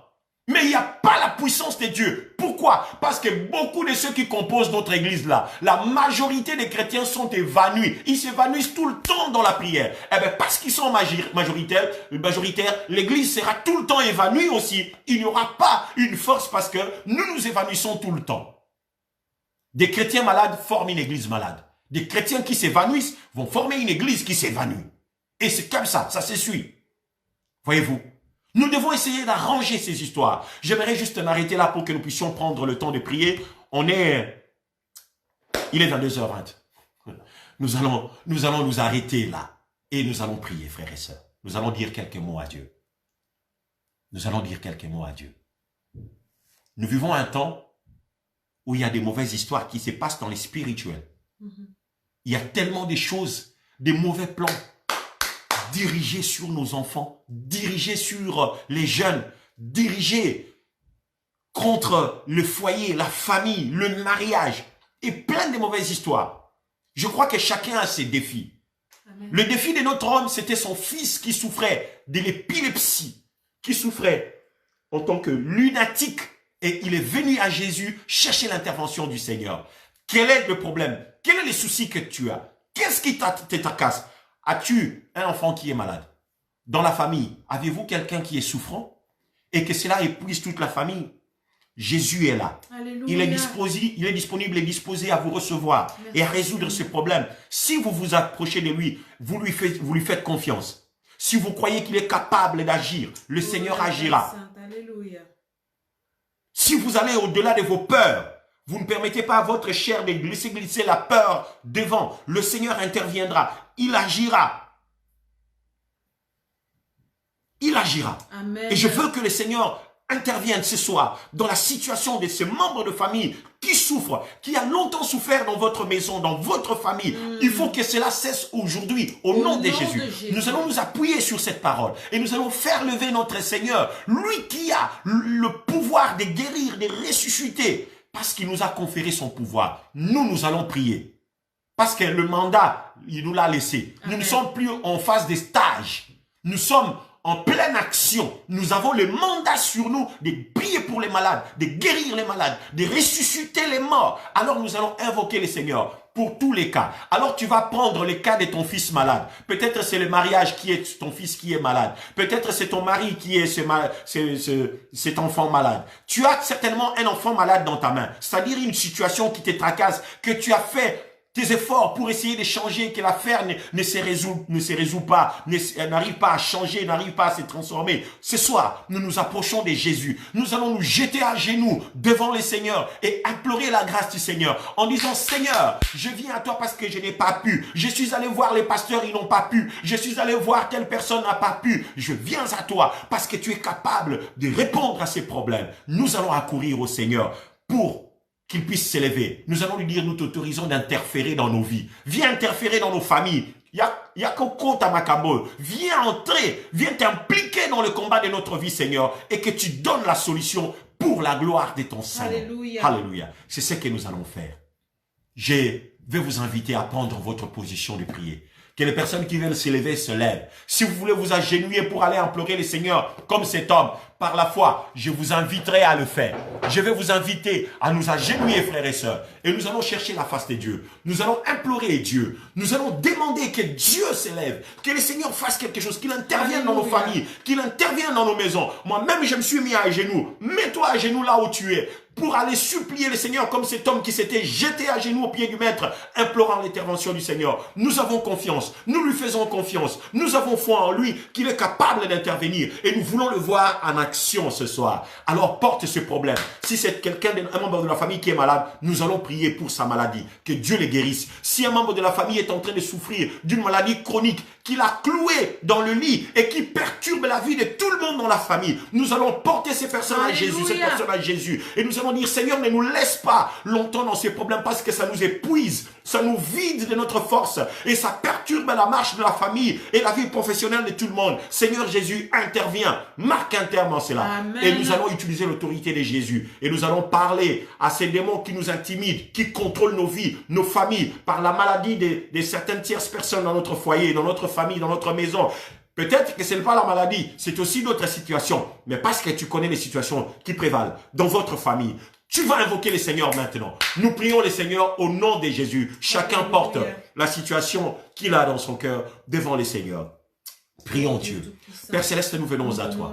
Au nom de Jésus-Christ, je viens, je me présente devant toi. Je me présente, Seigneur notre Dieu, avec ton peuple. Nous venons, Seigneur notre Dieu, prier. Prier, Seigneur notre Dieu, pour des situations difficiles que nous portons dans notre famille. Des membres de famille qui souffrent des maladies chroniques. Peu importe, Seigneur, le nom que la médecine a nommé à cette maladie, Seigneur. Je viens m'associer, Seigneur, à mes frères et sœurs qui ont de tels combats dans leur vie. Des enfants qui sont malades et dont la maladie paralyse la marche de la famille, qui paralyse la vie familiale, la vie professionnelle des parents. Seigneur, je viens au nom de Jésus. Qui que ce soit, parmi tes enfants en prière, connaît un tel problème. Je viens briser cela au nom de Jésus. Je viens briser cette maladie. Je viens briser cette situation qui complique, Seigneur notre Dieu, qui paralyse la marche de la famille, qui paralyse la vie professionnelle des parents, qui paralyse la scolarité de ses frères et sœurs. Au nom de Jésus, par ton autorité, je viens libérer les enfants malades.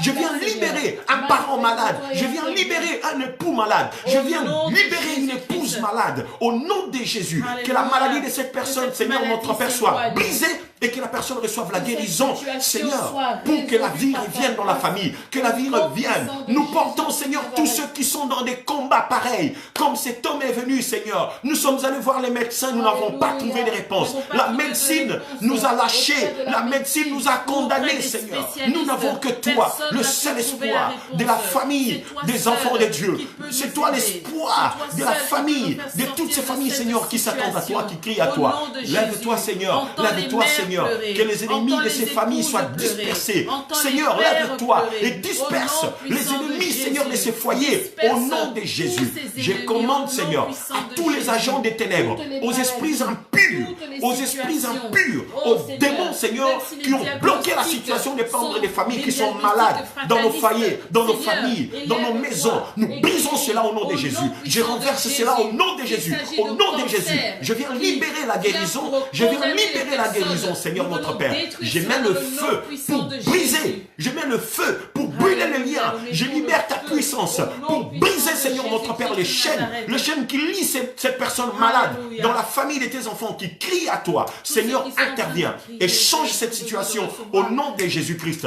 Seigneur, peu importe la nature de notre situation, Oh, Seigneur, Seigneur, que tes enfants traînent dans leurs bras, qu'ils portent dans leur maison, dans leur vie, dans leur famille. Seigneur, nous voulons te voir te lever avec éclat, avec gloire. Seigneur, interviens pour qu'on exalte ton nom. Interviens, Seigneur, pour que l'on vive ta gloire, qu'on vive ta puissance, que l'on sache que tu es Dieu. Seigneur, interviens au nom de Jésus. Nous venons chasser tous les esprits, tous les ennemis qui entourent tes enfants, qui entourent leur famille, pour les asphyxier, pour les étouffer. Au nom de Jésus, je commande par les doigts de Dieu que tous les agents des ténèbres qui assaillent ainsi le territoire de tes enfants pour causer des problèmes, des ennuis, des troubles, des bancs, nous les brisons au nom de Jésus, nous les brisons au nom de Jésus, nous les brisons au nom de Jésus, nous les brisons au nom de Jésus, nous les brisons au nom de Jésus.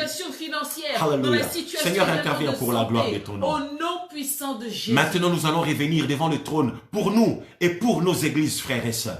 Nous allons prier pour que le Seigneur nous guérisse de ces évanouissements que nous connaissons dans la vie des prières. Nous sortons du confinement, nous allons reprendre la vie. Et il ne faut pas que nous reprenions la vie avec des étourdissements, avec des évanouissements dans la prière. Nous ne voulons pas qu'il y ait le manque de prière dans la vie des chrétiens. Nous ne voulons pas dans nos églises des chrétiens qui s'évanouissent dans la vie des prières. Nous allons prier Dieu. Nous allons demander que le Seigneur guérisse toutes les personnes qui souffrent de l'incrédulité dans leur cœur, qui n'arrivent pas à croire en Dieu, qui n'arrivent pas à faire confiance en ce Dieu qui nous conduit, qui nous marche. Si je sais que plusieurs personnes ont ces difficultés, nous allons demander au Seigneur de pouvoir guérir nos cœurs. Seigneur, viens au secours de notre incrédulité. Ça doit être notre prière comme cet homme a crié à Jésus. Viens au secours de notre incrédulité. Parce que c'est l'incrédulité en nous qui fait que nous n'arrivons pas à faire confiance en Dieu pour que Dieu opère. Prions que Dieu nous guérisse de ces premiers symptômes de manque de prière parce que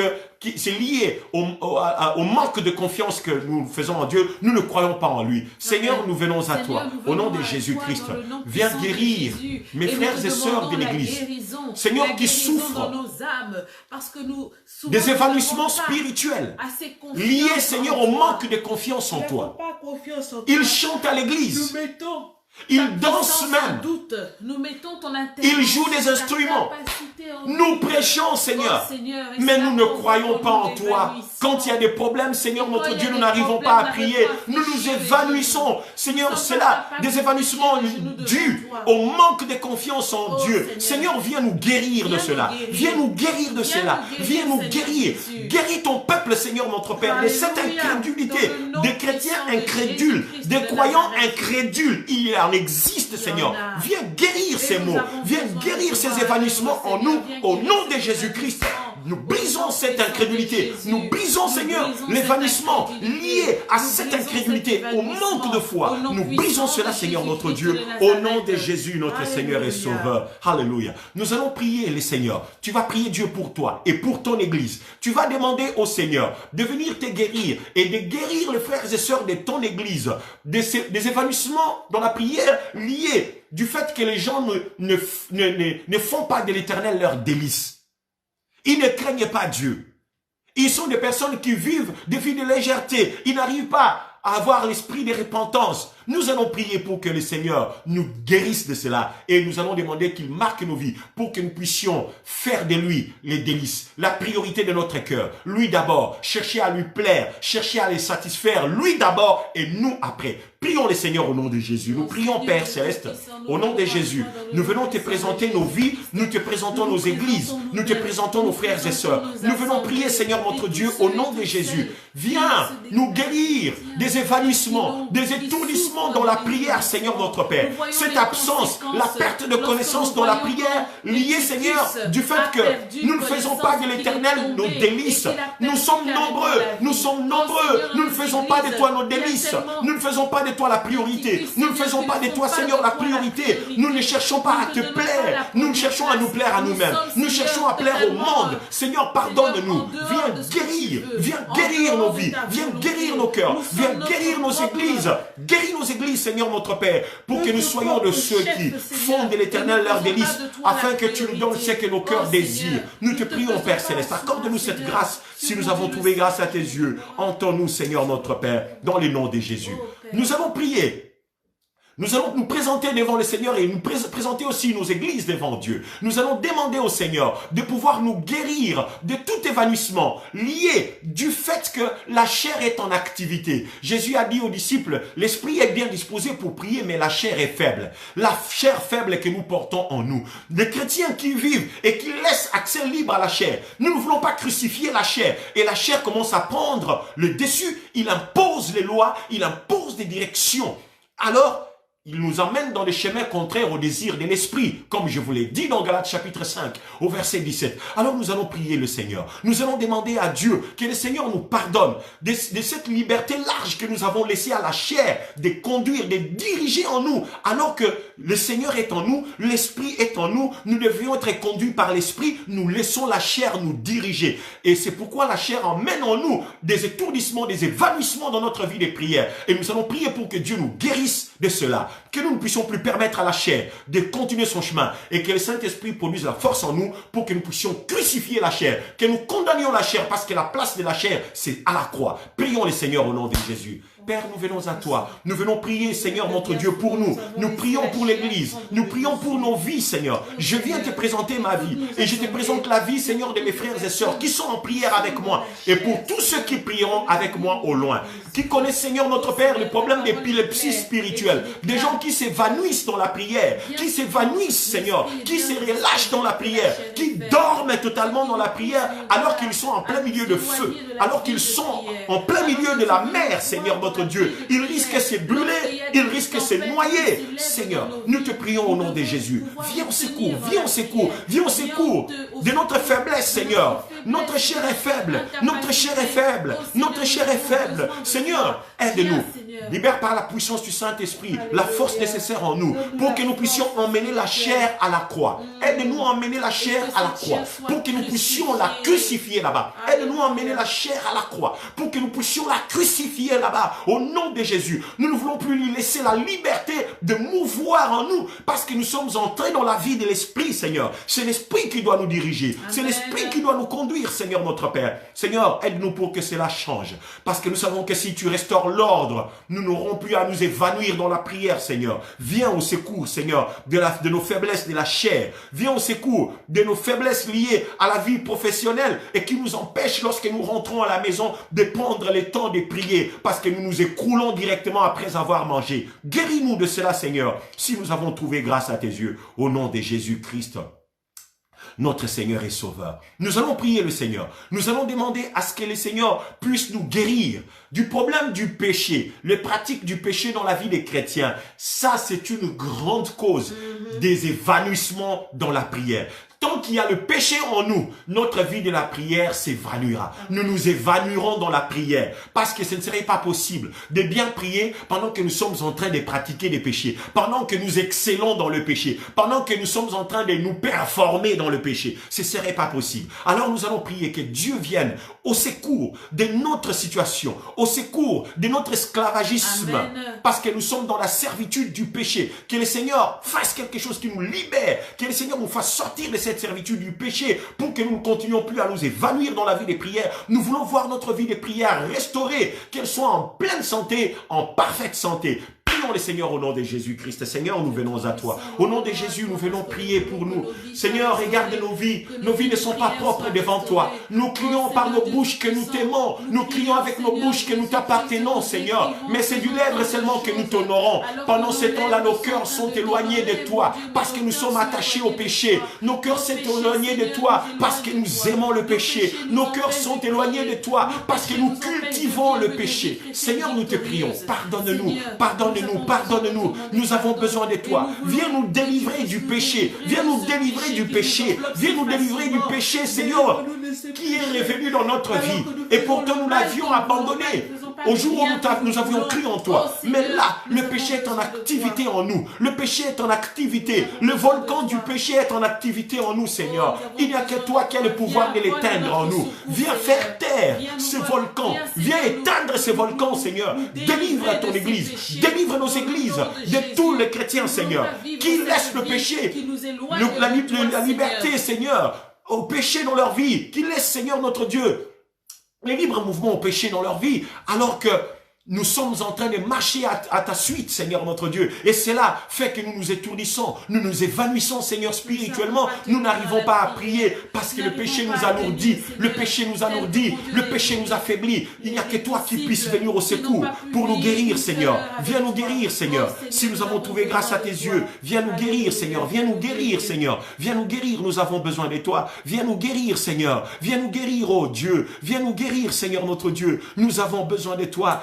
Guéris-nous, guéris-nous, guéris-nous. Guéris-nous, Seigneur. Je prie pour ton peuple, Seigneur, qui a été brisé, qui a été détruit par des attitudes, Seigneur, de tes serviteurs, par nos attitudes à nous qui sommes responsables, par nos attitudes à nous qui sommes pasteurs, par nos attitudes à nous qui sommes des bishops et des archibishops, par nos attitudes à nous qui sommes, je ne sais pas, des prophètes ou des apôtres, Seigneur. Nous avons choqué ces gens, nous leur avons causé du mal et ils sont bloqués, ils n'arrivent plus à avoir confiance en tes serviteurs. Seigneur, cette parole que le roi Josaphat avait libérée au peuple en tournant leur regard vers toi et vers les prophètes en disant « Ayez foi en Dieu et ayez foi aussi en ses prophètes ». Aujourd'hui, beaucoup de gens ont perdu la confiance, Seigneur notre Dieu, en tes serviteurs. Nous, ton Église, ce soir, nous nous levons, Seigneur, parce que nous sommes concernés. Nous supplions, nous t'implorons, pardonne-nous. Pardonne tous les dérapages des serviteurs. Pardonne nos dérapages des pasteurs et serviteurs.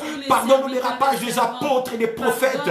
Pardonne nos dérapages, Seigneur, des archibishops et des bishops et des tribishops. Seigneur, nous te prions. Pardonne-nous. Pardonne nos manquements qui ont affaibli les enfants, qui ont affaibli tes enfants, qui ont bloqué plusieurs, Seigneur, afin qu'ils n'arrivent même plus à prier à cause des plaies béantes dans leur cœur, des blessures intérieures, Seigneur, non guéries, non soignées. Nous revenons à toi avec ces gens qui ont été trahis, qui ont été blessés, qui ont été brisés. Nous, l'Église, nous prions, Seigneur, pour que tu puisses soigner les cœurs de ces âmes fragiles, de tes âmes, de tes brebis, de tes agneaux, Seigneur, qui ont été l'objet, Seigneur, de l'arnaque des serviteurs. Nous te prions, Père Céleste, pardonne et guéris-les, guéris-les, guéris-les, Seigneur. Restaure leur foi, restaure leur vie, Seigneur, si nous avons trouvé grâce à tes yeux. Nous comptons sur toi, les dieux qui guérit ton peuple, toi qui sais faire du bien à ceux qui espèrent en toi. Seigneur, restaure-nous, guéris-nous, Seigneur. Qu'au sortir, Seigneur, du confinement, alors que nous sommes en train de partir progressivement, oh Dieu, la vie est en train de retrouver, de revenir, Seigneur notre Dieu, nous te prions que nous puissions être en parfaite santé dans le domaine de la prière. Que nous soyons en bonne santé. Nous ne voulons plus être des personnes qui s'étourdissent, qui s'évanouissent dans la prière alors que les temps sont mauvais. Nous refusons l'épilepsie dans la prière. Nous rejetons l'épilepsie dans la prière. Au nom de Jésus, déclare avec moi, au nom de Jésus, je rejette toute épilepsie spirituelle. Je refuse l'épilepsie spirituelle dans ma vie. Je refuse tout évanouissement dans la prière. Je refuse tout évanouissement dans la prière. Seigneur, donne-moi une parfaite santé. Seigneur, donne-moi une parfaite santé. Dans la prière. Dans la prière. Au nom de Jésus. Au nom de Jésus. Amen. Amen. Acclamons le Seigneur notre Dieu. Acclamons le roi, acclamons le roi, Amen, acclamons amen, le Seigneur, amen, amen, acclamons notre Dieu, Merci, acclamons, Seigneur. il est tellement bon, il est tellement merveilleux, C'est toi qui c'est lui changes qui écoute toutes les choses. prières, il est celui qui change les Alléluia. situations, il change nos circonstances, Dieu qui il entend transforme nos prières. tout, il mérite notre Merci, louange, il Seigneur, mérite la reconnaissance, parce que tu veux il nous mérite faire du bien. l'adoration. Alléluia. Alléluia. Merci Nous pour la bénissons ton nom, délivrance que tu Seigneur as notre opérée. Dieu. Nous Merci, bénissons Seigneur ton nom. Jésus-Christ, pour la Alléluia. puissance de ton esprit. Déclare ceci avec Encore moi. à l'œuvre. Plus d'évanouissement dans la prière. Plus d'évanouissement dans la prière. Plus d'étourdissement dans la prière. Plus d'étourdissement dans la prière. Épilepsie, niet. Épilepsie, niet. Amen. Amen. Que le Seigneur vous bénisse abondamment. Merci pour votre patience. Merci d'avoir pris le temps d'écouter la parole de Dieu. Merci d'avoir pris le temps de prier pour votre vie, pour votre famille, pour votre foyer. Je crois que le Dieu qui nous a parlé ce soir a entendu vos cœurs. Amen. Parce que vous vous êtes appuyés sur sa parole pour implorer son intervention. Et je suis convaincu que le Seigneur a ouvert les cieux au-dessus de vos têtes, au-dessus de vos maisons, au-dessus de vos foyers, au-dessus de vos mariages, au-dessus des situations de nos enfants, pour que nous sommes en train de prier ces derniers temps pour que Dieu les protège face à des complots des ténèbres. Et Dieu va épargner les nôtres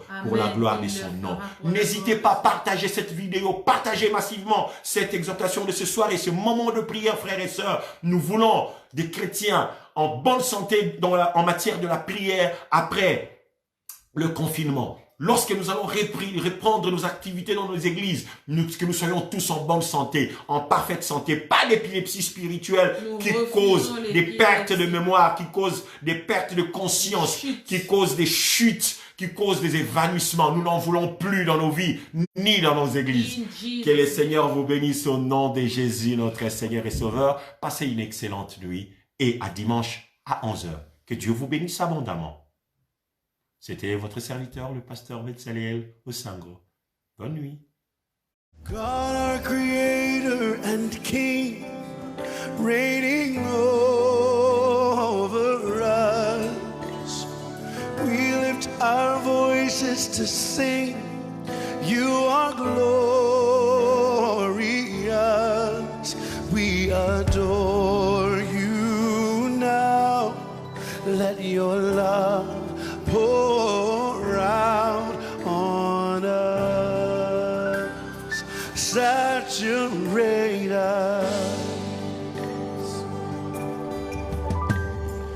We fill the air with the song of your praise. You are worthy, and we give you glory.